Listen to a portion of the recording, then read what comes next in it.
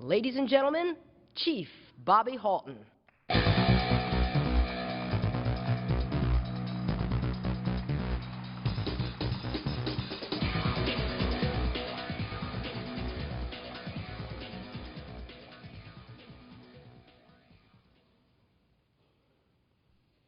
Good morning, and welcome back to day 2. Please join with me in thanking the wonderful color guard, the voices of the IFD, and the pipes and drums for that beautiful tribute.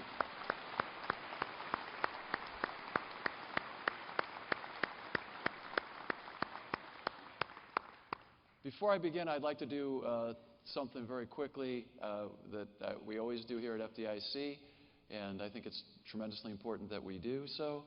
Would all our veterans, Canadian, American, and British, wherever you serve, would all the veterans please stand?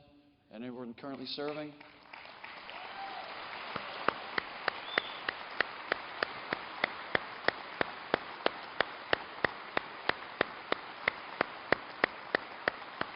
Thank you for your service. Thank you for what you do. If it wasn't for you brave men and women, we wouldn't be here. We wouldn't have the ability to do what we do. And so we thank you from the bottom of our hearts. On behalf of a grateful nation, I know you don't hear it enough, but we absolutely love you, and we think of you, and we pray for you all the time. So please don't ever think you're forgotten, and thank you for what you've done. You know, it's an honor for me to be able to share just a few moments with you here at FDIC.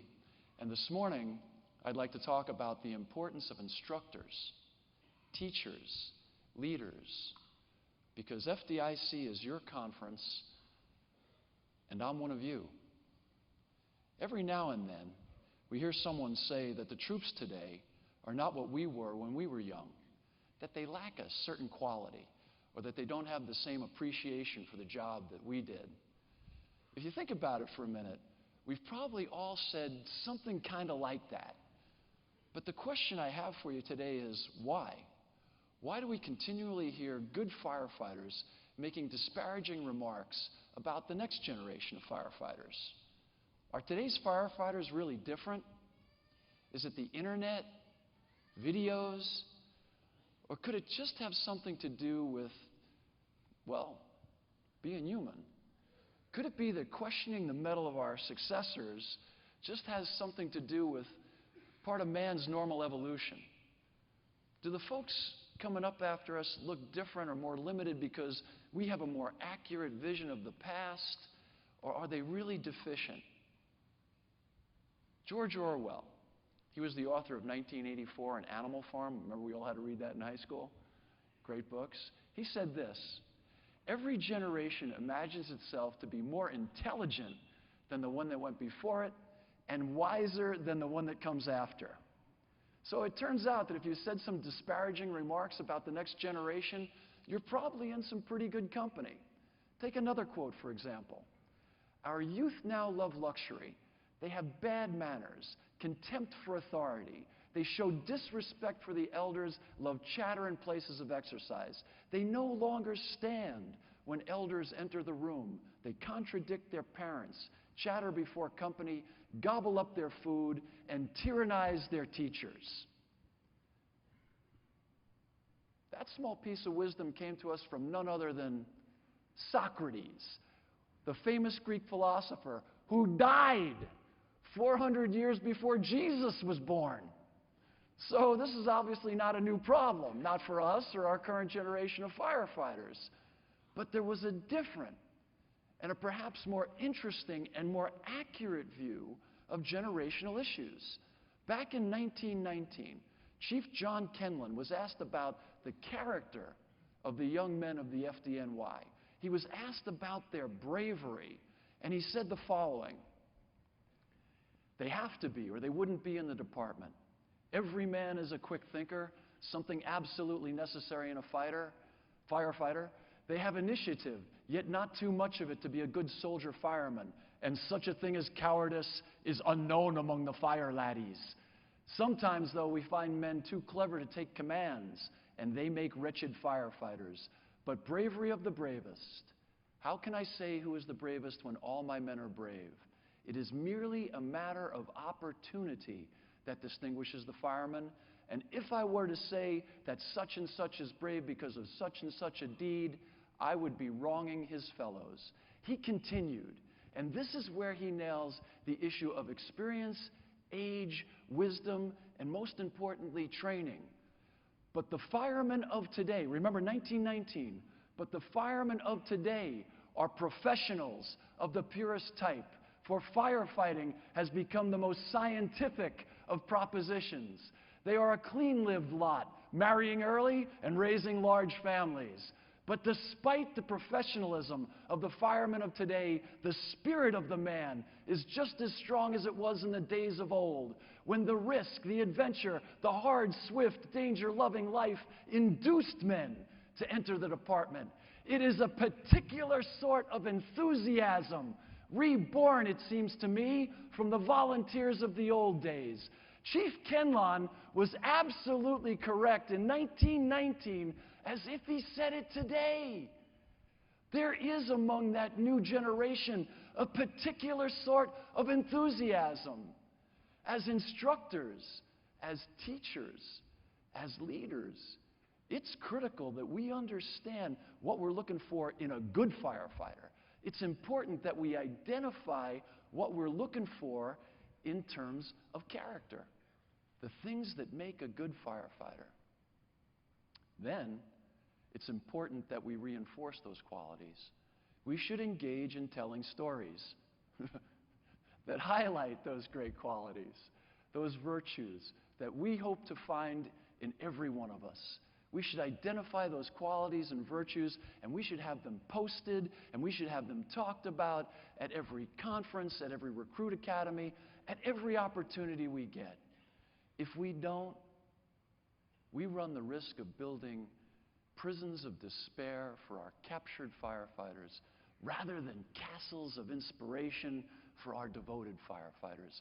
What we, Socrates, and others have failed to consider is that expectations lead to results. We will find what we expect to find. We will reap the rewards of our expectations. It's extremely important how we treat everyone. But it is critically important how we treat, prepare, and for lack of a better word, indoctrinate our future firefighters into this profession. This is a profession that prides itself on virtue, not conformity. This is a profession that celebrates excellence, not mediocrity. And this is a profession that values service, not rewards. When we start off on the wrong foot, we can have tremendous problems down the line. Our expectations will lead to results. When we allow for behavior that does not match our values, we are in tremendous peril. We would do well to remember that as the first line goes, so goes the fire. And so it goes with people. My good friend Chief Brunacini often tells me, if you follow an ugly kid home, you'll find ugly parents. And make no mistake about it, that ugliness can display itself many years later in acts that are absolutely contrary to the values that you and I hold so dearly. For example, how do we explain some of the awful behavior we've heard of recently? Several firefighters getting involved with prostitution in a firehouse. An entire crew participating in sexually abusing mentally disadvantaged people for their own amusement. The tragic reports of firefighters drinking while on duty, resulting in horrific accidents, and the absolutely disgusting recent report of multiple crews of firefighters literally destroying and defiling a fire station over a transfer. We might want to hope that they were just bad apples that happened to find themselves together in the same barrel. But we know that these men and women were not inherently bad people. Something else was going on here.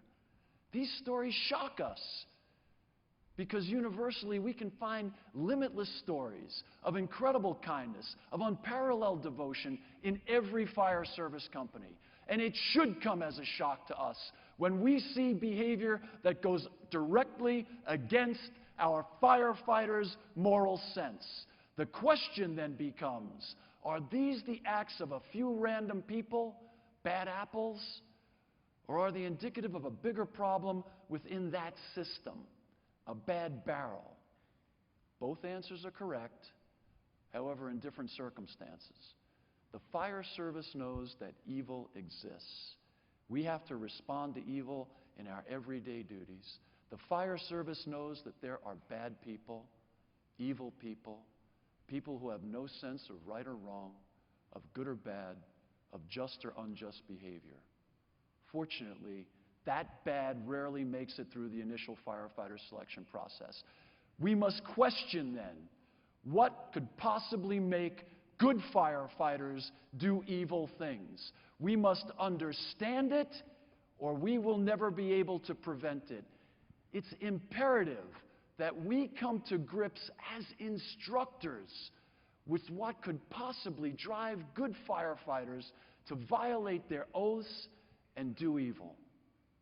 As firefighters, we have a strong sense of personal responsibility, and it is absolutely true that everyone must be held accountable and responsible for their own actions. But can a situation cause someone to behave in ways that go directly against their moral sense? Psychologists have concluded that situational power can sometimes overcome individual power in particular circumstances.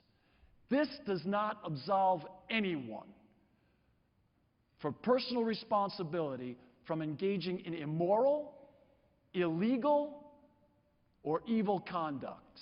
Bad apples exist. In one case, and bad barrels do also, but in one case it's the person, a personal choice to do wrong. In the other, it's the system.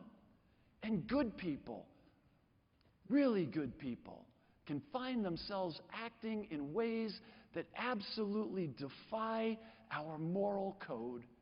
We must recognize how systems promote good and heroics or evil and villains, so we can build castles that inspire and not prisons that destroy. There's an amazing amount of study that's just come up recently about how people will live up to the expectations of the situation and their perceived role in it, whether it be hero or villain. Today, much of that research is the result of the Stanford Prison Experiment from the 1970s. This study helps us understand how Hitler manipulated and controlled the good people of Germany, how the good soldiers went bad in Abu Ghraib, the evil, the People's Temple in Guyana, and those most recent ethnic horrors in Rwanda and Darfur.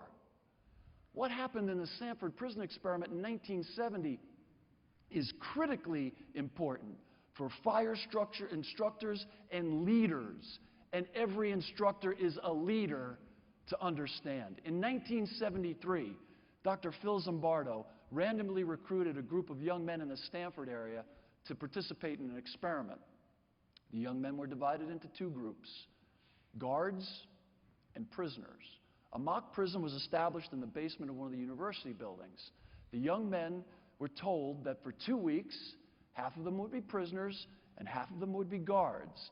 Without giving them any other specific directions on how to behave, other than no violence was to be allowed, the exercise was begun. Within 1 week, it had to be shut down. 2 of the young men role-playing prisoners had complete emotional breakdowns. The young men role-playing guards had become sadistic monsters, and the young men role-playing prisoners had become pathetic, abject, hopeless prisoners. You see, the young men who were role-playing guards were all good men, but they had expectations about what it means to be a guard in a prison. And the young men role-playing prisoners had expectations about what it means to be a prisoner in an institution. Understanding the effect of expectations helps us to understand how good firefighters who knew better found themselves participating in behavior that they would have never in their wildest dreams considered possible. The key to preventing and changing unwanted behavior requires that we teach and model the virtues and the qualities and the skills that we expect from our firefighters. We must understand that situational forces can get firefighters to do stuff, and that those forces will bring out behavior due to training, habit, and most importantly, example. And how system forces create and maintain those situations is your job. Every firefighter begins with a clean moral slate, an overwhelming desire to do good and to serve their fellow man. Every firefighter is dedicated to being kind, heroic, innovative, and sincere. How then do these incredibly well-intentioned individuals become disengaged? It often begins by dehumanizing potential victims, by giving groups of people names, disparaging, dehumanizing names, such as retard, loser, frequent flyer, Democrat or Republican, liberal or Tea Party, and the favorite of racists, those people. That list goes on and on and on. Agreeing to go down the wrong road has a lot to do with our need for social approval. Those leading dissident behavior often help foster an us versus them mentality, referred to as groupthink. For the fire service, it's the very system that we live in that can sometimes cause us to violate our own moral sense. Our institutional authority that allows us to operate on the fire ground can be misused in evil ways off the fire ground. Oftentimes, a misguided supervisor will go unquestioned because of their rank. And then there is the evil of inaction, the fear that we all have of standing up to power, of standing up to bullies, of being that lone voice in opposition. You see, we want to fit in, we want to belong, we want to be part of the team, and so tragically, sometimes we just go along. But my friends, there's tremendous good news here as well.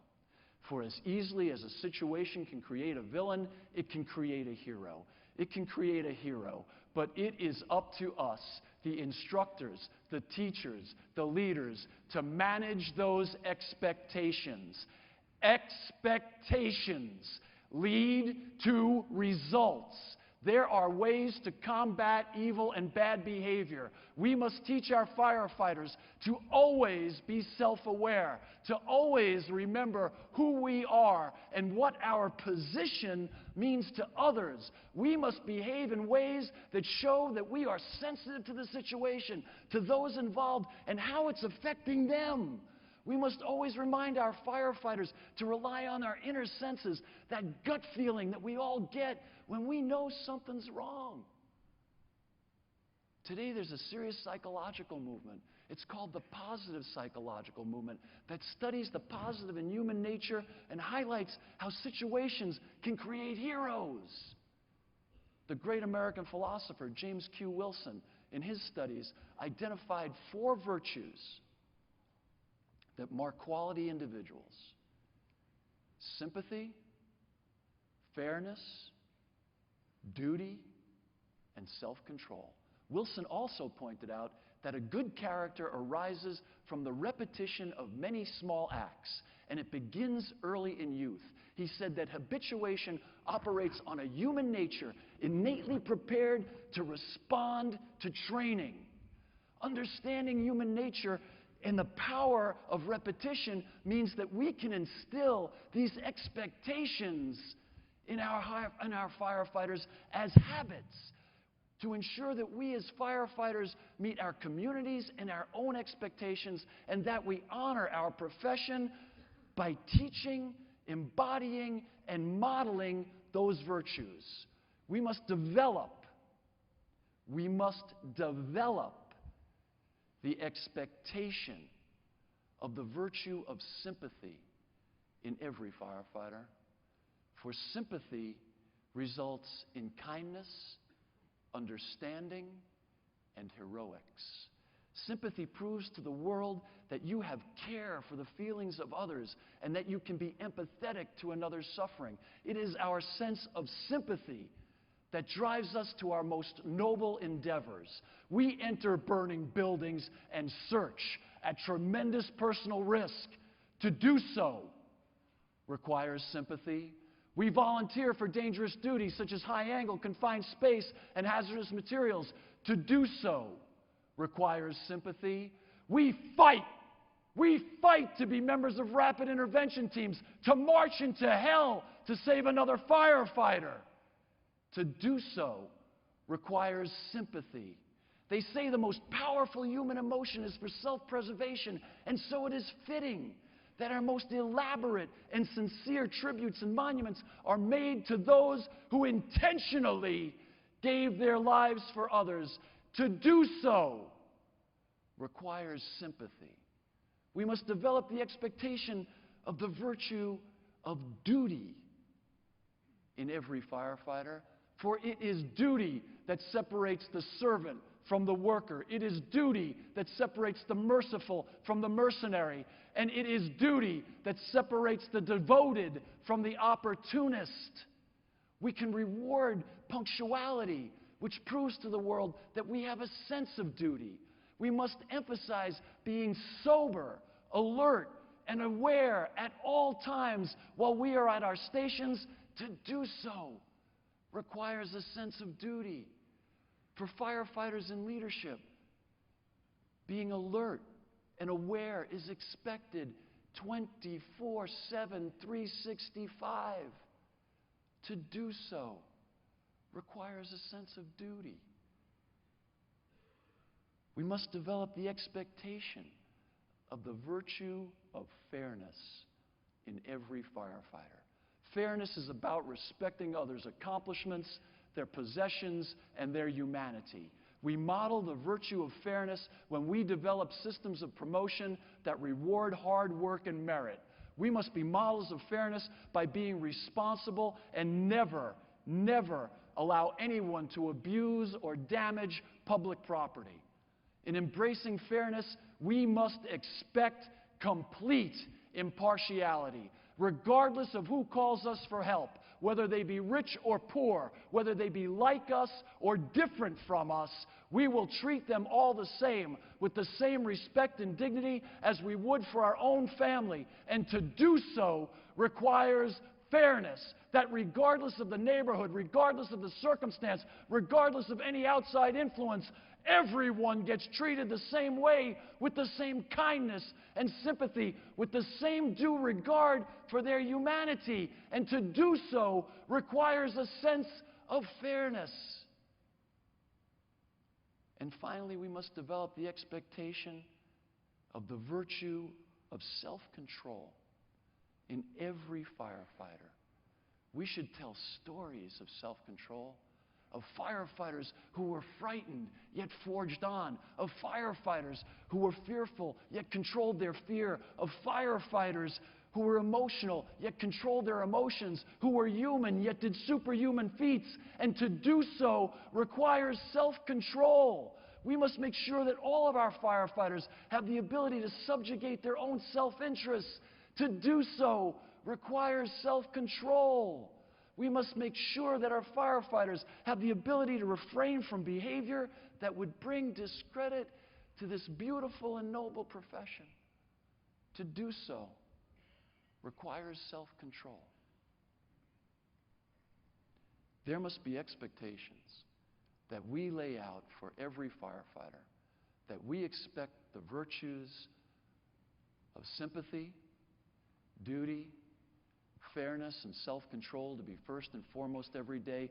We must extol our virtues and awards for the courage that is exemplified by a firefighter's sympathy, for the honor one earns in the recognition of a firefighter's duty, for the compassion that one displays in a firefighter's fairness, and for the valor one displays in a firefighter's acts of self-control. We must celebrate and recognize the greatness of that particular sort of enthusiasm that is still present in all of today's firefighters, reminiscent of the volunteers of old. To honor and nurture this particular sort of enthusiasm, we need to expect every firefighter to be of outstanding character. And we must teach that every one of us will go forward and train on the necessity of virtue and character. The spirit of today's firefighters is just as strong as it's ever been, and it's growing stronger. The fire service has always been a bastion of tremendous moral strength, not only for us, but for the communities we serve, embodying some of humanity's most noble virtues. Firefighters, for thousands of years, have provided selfless service, have risked their lives, and they have lost their lives in the defense of our neighbors, our communities, and our oaths. And this generation of firefighters has that particular sort of enthusiasm that came from the volunteers of old, and so will the next one, and so will the one after that. For that particular sort of enthusiasm is the hallmark of being what is expected of a good firefighter. God bless America, and thank you.